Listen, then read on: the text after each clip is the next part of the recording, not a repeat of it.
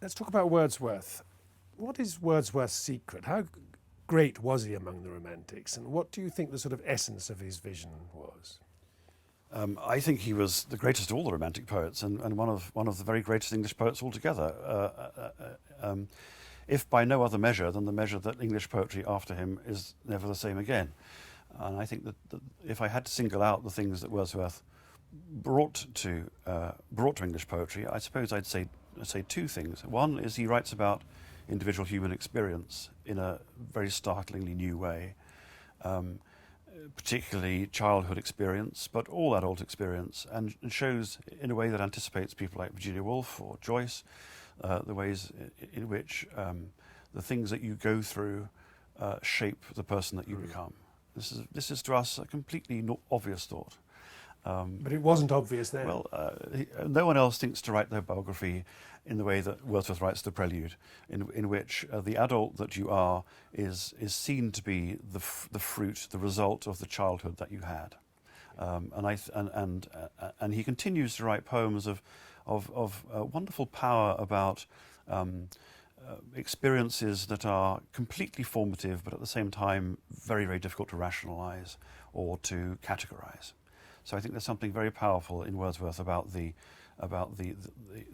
elusiveness, but at the same time the momentousness of ordinary experiences. So that's one thing I'd say. And the second thing, which in a way follows on from that, is that there is implicitly something egalitarian about his poetry, which is to say that the kinds of experiences that I'm describing are those that are common to everyone. Hazlitt said he had a levelling muse, which was ambiguous praise. That Wordsworth had a levelling. Yes, that's right, exactly. So even though by the time he writes most of the poems that we know him for, he's been through his left-wing phase and come out the other side, there is in a sense a kind of figurative or metaphorical kind of democratic spirit that informs a lot of his verse. He says in one of his prose works that, one of his letters, I should say, he says in one of his letters that he writes partly to show that men who do not wear fine clothes can feel deeply. And that kind of emphasis to his work seems to me a very characteristically modern one, picked up in later years by Robert Frost and Thomas Hardy and Edward Thomas and Philip Larkin, and the main line of English poetry ever since. I've asked you one very obvious question, so why don't we look at the poem, and why don't we look at perhaps the most obvious poem, a very famous poem, not just of Wordsworth, one of the most famous poems in the language, I Wandered Lonely as a Crowd, which I think is the right name for it, not That's right. Daffodils as it's often called. It is often called Daffodils, you're right. Could you first of all read it for us, Yeah. Seamus? I wandered lonely as a cloud that floats on high o'er vales and hills, when all at once I saw a crowd, a host of dancing daffodils. Along the lake, beneath the trees, 10,000 dancing in the breeze. The waves beside them danced, but they outdid the sparkling waves in glee. A poet could not but be gay in such a laughing company. I gazed and gazed, but little thought what wealth the show to me had brought. For oft, when on my couch I lie in vacant or in pensive mood, they flash upon that inward eye, which is the bliss of solitude. And then my heart with pleasure fills and dances with the daffodils. I suppose at first reading, if you come to this, you think it's very nice, it's very cheerful, but is it really very deep? Does it a good poem perhaps about daffodils, but what does it really tell us, this poem? Well, I think it's like a lot of Wordsworth in that a superficial simplicity actually disguises rather more complicated and richer things that are going on underneath. And I think the point you made at the very beginning there, John, about it often being called daffodils is important, because that's a serious misnomer. The poem is obviously prompted by an encounter with daffodils, but that's not where the poem ends up. And if you had to say, as it were, on the back of a postcard exactly what experience the poem is principally about, then it's actually a poem about sitting on your sofa. It's a poem about recollecting about memory. It is, exactly, about recollecting this chance encounter with daffodils, as it were, a splendid but entirely normal kind of scene, a kind of a spectacle. And then in the third verse, we get the turn, which makes the poem exactly what it is. It's a poem about lying in vacant or in pensive mood, when the daffodils involuntarily come back to you. So it's a poem of involuntary memory, the kind of thing that Proust will become interested in many, many years later. And you could almost say that the word upon which the whole poem turns, very far from being the word daffodils, the word upon which the whole poem turns is the word then, in the second to last line, because it's on your couch, then my heart with pleasure fills and dances with the daffodils in the way that it didn't dance with the daffodils the first time. I gazed and gazed, but little thought what wealth the show to me had brought. So the poem has a kind of riddling quality to it, in that it doesn't turn out to be about the experience that you think it's going to be about. And it's a great example of the way that Wordsworth finds sorts of complexity to do with memory and to do with kind of the involuntary recollection of things that belies a kind of surface simplicity. And going back to what you were saying about the child being father of the man and the importance of memory in shaping us. Yes, that's absolutely right. But is it odd in a way this way? Because it still does have quite an upbeat feel to it, doesn't it? And yet in many ways, Wordsworth, I mean, he lost 2 sons, didn't he? He wasn't really that cheerful through a lot of his poetry isn't that cheerful. Is this poem unusual, or?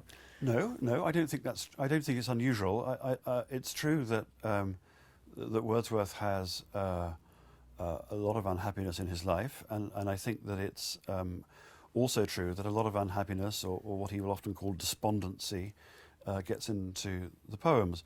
But it's a very important part of Wordsworth's whole moral consciousness that despondency needs to be addressed in some way. That makes him sound rather kind of Victorian and ghastly, but that's not how the best Wordsworth poems come across. He has a tremendous, he places a tremendous weight, as it were, upon the emotional and the philosophical importance of happiness, or what he calls in the preface to Lyrical Ballads, the grand elementary principle of pleasure.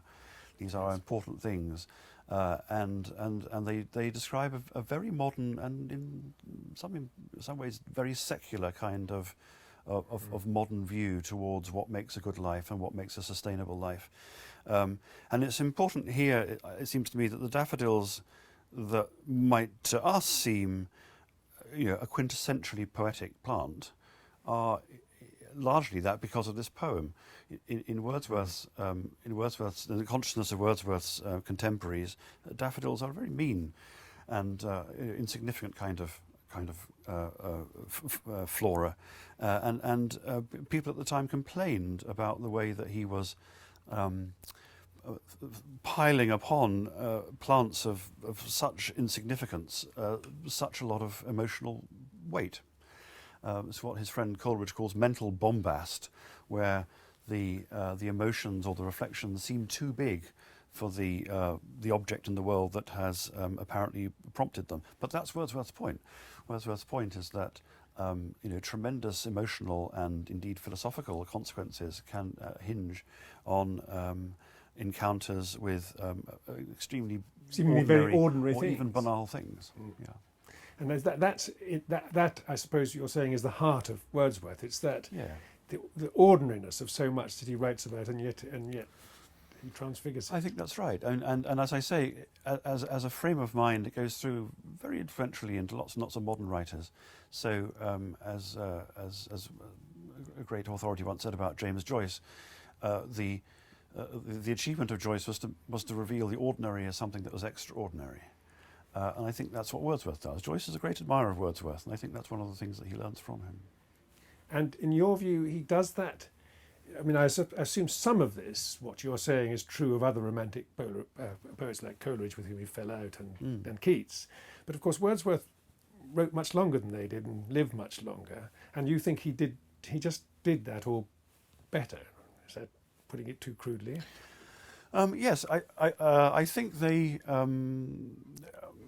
Romantics are each doing different sorts of things, so it's a mistake, I think, in a way, to group them too tightly and to think that they are all pursuing the same agenda. But they do share, many of them share with Wordsworth this interest in again, to use a Joycean word, the power of the ordinary world to have a kind of epiphanic or the quality of an epiphany. what Coleridge calls removing the veil of familiarity from our ordinary lives, things that we might have walked past 10,000 times before and never noticed. And I think that, yes, Wordsworth does do that very, very, very powerfully. Of course, I mean, there's stretches of later Wordsworth which perhaps don't move us as much as early Wordsworth. But I mean, even in later Wordsworth, you'll find in Strange Corners some of this same ability to evoke the potential kind of numinousness of the ordinary very powerfully.